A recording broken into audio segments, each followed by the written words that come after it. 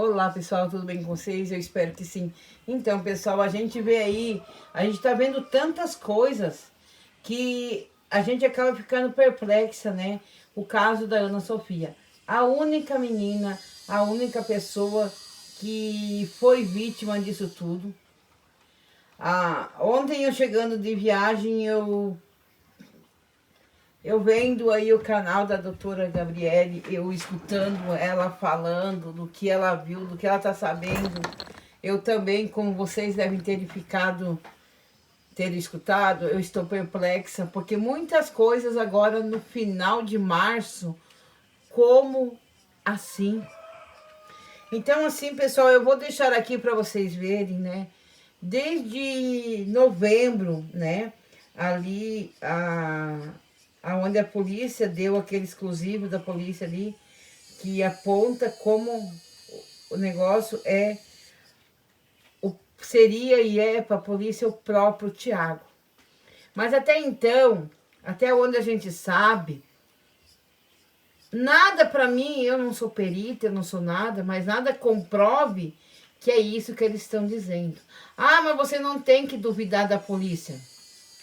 Gente, é que daí eu digo, para mim, enquanto não trazerem nada que comprove que era ela mesmo, eu tenho minhas conjecturas, eu tenho a minha opinião. Então, assim, a cada coletiva, eles trouxeram um monte de coisa. E agora a polícia quer mais prazo. Para que se eles disseram que já estava bem dizer quase tudo pronto? Eu quero que vocês escutem aqui a coletiva do último dia 14 de novembro. Às 10 horas da noite, não é isso, Tobias? É registrado um boletim de ocorrência. Tem-se início uma busca por criança desaparecida. É todo um trabalho técnico consolidado ao longo de décadas, com a prática, com o empirismo do Corpo de Bombeiros. Exclui-se a hipótese de se tratar de uma criança desaparecida ou ferida e inicia-se buscas por uma criança ocultada. E as investigações avançam, nós fazemos as perícias no imóvel, buscas, coletamos todos os aparelhos eletrônicos, celulares, computadores, com o intuito de fazer perícias. Chegou ao ponto que nós fomos confirmar as oitivas realizadas já pelos investigadores de Bananeiras, das pessoas que residiam no imóvel, já com um outro olhar, um olhar sobre Tiago. E todas as oitivas eram repetidas. Mas, paralelo a esse trabalho, Tiago Fontes tentando ainda se desfazer de prova. Quando coletamos o aparelho celular, ele havia sido formatado coincidentemente nos períodos em que a Polícia Civil trabalhava de uma forma marcante. Perícia realizada pela doutora na rua. Ele formata, estava lá registrado. A chegada da força-tarefa, ele formata. E assim por diante. Chega o momento dessas buscas dos aparelhos eletrônicos e Tiago, a sua esposa e a sua filha, é convidada a comparecer à delegacia, até por questões processuais mesmo, do curso do inquérito, ali assinar documentos e tudo mais. E enquanto elas são ouvidas, o Tiago também comparece na delegacia. Informalmente, nós temos a oportunidade de conversar com ele. Nesse momento, senhores, entra o lado humano, entra o lado da experiência do homem. Eu estava ladeado de todos os investigadores. Foi um momento determinante, doutor Guilherme. É o momento em que Tiago ficou à beira de confessar o crime. A um passo de dizer onde estava Ana Sofia. Ele por 3 vezes... Pois é, pessoal, dele fala que ele por 3 vezes à beira para confessar. Mas ele estava, bem dizer, confessando, se ele já tinha desconfiança dele. Por que eles não fizeram nada? Deixaram ele entrar pela porta da frente e sair pela porta da frente. Como assim? Quando foi feita aquela perícia no carro, foi dito que não tinha sido encontrada nem um fio de cabelo. Ele é um monstro, sim, esse cara, o Thiago. Mas até que me prove o contrário, do jeito que eles querem dizer que foi que aconteceu com a Ana Sofia, eu não acredito. Lembre-se muito bem que lá no início, eles entraram na casa do Thiago, o Thiago estava fazendo lá uma reforma na sua casa e ele não deixou eles quebrar. Eles trocaram de pegar ali um pedido via do juiz, se eu não me engano. Então, para vocês verem. E depois eles vieram, voltaram lá, tudo. Lembre-se também que sobre o tal do Dezinho, acho que é não sei quem lá, esse cara, ele, se eu não me engano, ele estava trabalhando com o próprio Thiago na casa. Depois eu falo sobre isso, senão eu vou confundir aqui o que eu quero falar. Ele falou pra mim que tinha acabado com a vida dele e queria falar. Só que em dado momento ele abaixava a cabeça, refletia mais e dizia: eu não tenho o corpo. Isso ficou muito marcado na minha memória. Eu não tenho corpo. Aquilo ali para mim representava que ele tinha ocultado de uma forma extremamente segura, Dr. Diógenes, o corpo.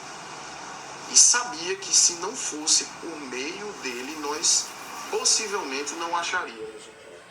Eu espero que isso seja o contrário. Nossos esforços... Porque assim, pessoal, se ele foi informalmente, né? Então hoje eu vou lá e eu falo isso que o Thiago falou. Então por que que eles não fizeram um pedido para ele voltar e dar um novo depoimento? Já que ele tinha falado isso. Deixasse lá na cadeia preso até confessar. Corria o risco, sim, dele não falar nada também. Que até isso esses infelizes têm o seu direito de não querer falar. Entendeu? Então, assim, isso que nos intriga muito, principalmente eu, Rosane. Por que, já que se ele foi informalmente naquele dia, mas já que ele, bem dizer, quase confessou, por que no outro dia não fizeram o que deveriam ter feito? Intimassem ele novamente. Né? Agora, segura um instantinho. Como é? Eu não estou entendendo. Francamente, eu gostei. Um olhar sobre Tiago. Que todas as oitivas eram repetidas. Mas, paralelo a esse trabalho, Tiago Fontes tentando ainda se desfazer de prova. Quando coletamos o aparelho celular, ele havia sido formatado coincidentemente nos períodos em que a Polícia Civil trabalhava de uma forma marcante. Perícia realizada pela doutora na rua, ele formata, estava lá registrado. A chegada da Força Tarefa, ele formata. E assim por diante. Chega o momento dessas buscas dos aparelhos eletrônicos e Tiago, a sua esposa e a sua filha é convidada a comparecer à delegacia, até por questões processuais mesmo. Então, assim, pessoal, a gente fica horrorizado com tantas irregularidades, com tantos descasos pela Ana Sofia, que foi isso o que simplesmente aconteceu com a nossa pequena Ana Sofia. E sabia que se não fosse por meio dele, nós possivelmente não acharíamos o corpo. Eu espero que isso seja o contrário. Nossos esforços serão... Agora, segura um instantinho. Então é que nem eu digo assim para vocês,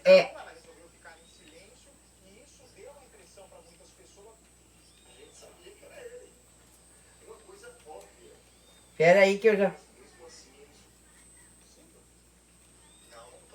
Porque as imagens lá do local, Paty, se você examinar ainda mais hoje à tarde, que eu estava vendo a reportagem e o pessoal estava ao vivo lá, é uma mata com, assim, árvores, arbustos, né? Que não aguentaria o peso de um corpo de uma pessoa para se enforcar naquela região.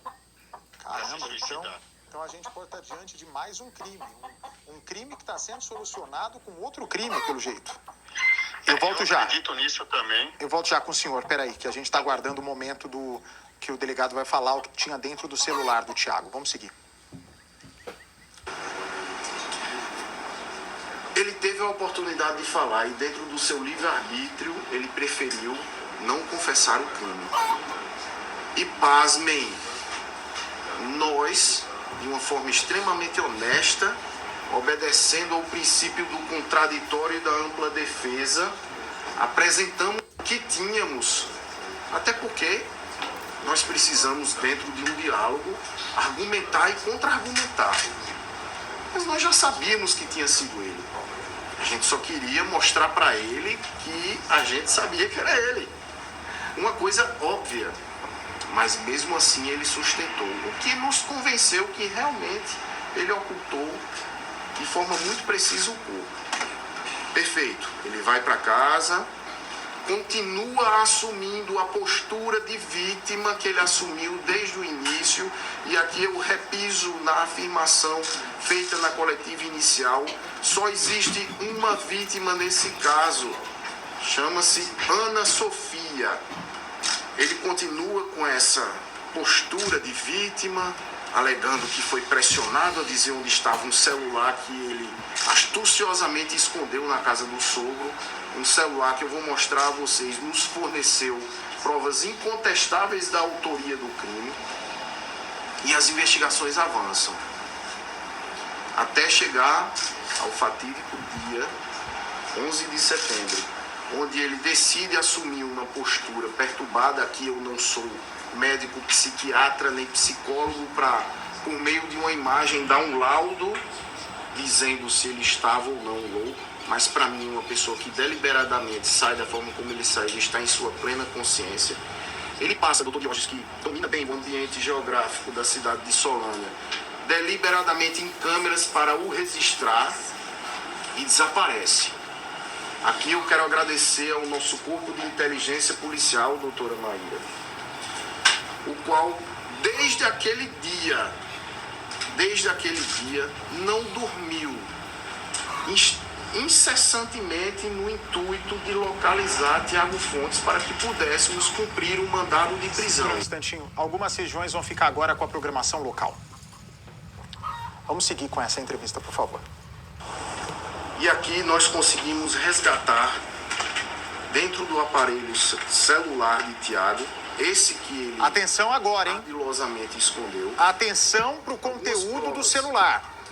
Extremamente importantes para comprovar a materialidade do crime e tornar a autoria incontestável. Thiago pesquisou em seu aparelho celular, prestem atenção, horas após o desaparecimento de Sofia, sobre decomposição do corpo após a morte, estágios da decomposição, isso dia 5 de julho, às 4 da manhã, ainda no trabalho. Certo, senhor? E acreditamos, senhores, que ele ainda estava na custódia do corpo. Peraí, parou. Zamataro, me ajuda, por favor. Tá me ouvindo? Zamataro? Será que tá me ouvindo? Ai, soltou aqui meu ponto eletrônico. Peraí que eu vou pôr. É o seguinte, o Grace, ele tá dizendo, Grace, que o Thiago ficou com um corpo durante quanto tempo? Quanto tempo ele ficou em poder do corpo da menina? Me tira do ar aqui, por favor, para arrumar aqui. Então, Bate, o corpo da menina Sofia, segundo a Polícia Civil, ali à tarde, logo depois que ela entrou, ela já teria sido morta. Então, provavelmente ele acabou escondendo ela em algum cômodo ali da casa, sem que ninguém mais percebesse, porque segundo a investigação, nem a esposa, a babá ou a filha saberiam o que aconteceu. 1 minuto dessa sonora do delegado. A menina foi sequestrada 12h40, não foi isso? Aproximadamente 12h40. Vamos ver aí no horário que o delegado está dizendo da mensagem. Se não me engano.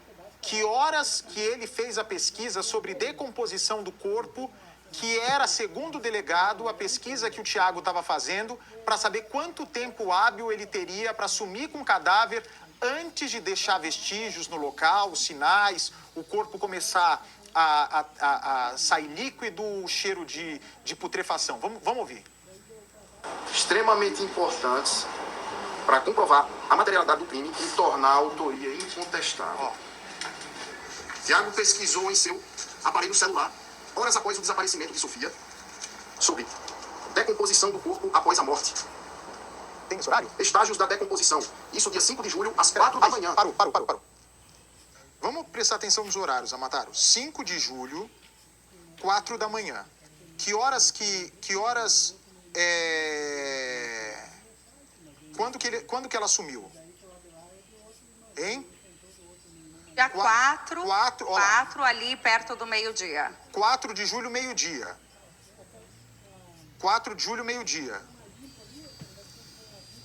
Então, 4 de julho, meia-noite dá 12 horas, 12, 13, 14, 15, 16. 16 horas depois, passa o TP para mim aqui, por favor. 16 horas depois, ele pesquisa decomposição de corpo humano. No dia 6, ele pesquisa criança Júlia da Praia do Sol, que foi encontrada num poço.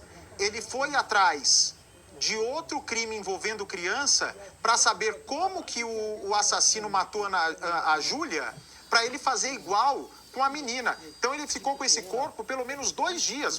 Pode seguir. O trabalho. Certo, senhor? E acreditamos, senhores, que ele ainda estava na custódia do corpo. Às 7 da manhã, decomposição do corpo humano. E aqui eu vou citando, e temos aqui um hiperlink. À medida que eu for citando os mais importantes, eu vou clicando e vou lendo detalhes da pesquisa que ele realizou. A polícia já havia sido comunicada, como bem lembrou a doutora Maíra, e estava-se... Bom, pessoal, até aí você já deve ter visto bastante coisa, escutado bastante coisas, né? Vou trazer aí também agora do que esses dias que o Dr. Pablo colocou aí, né?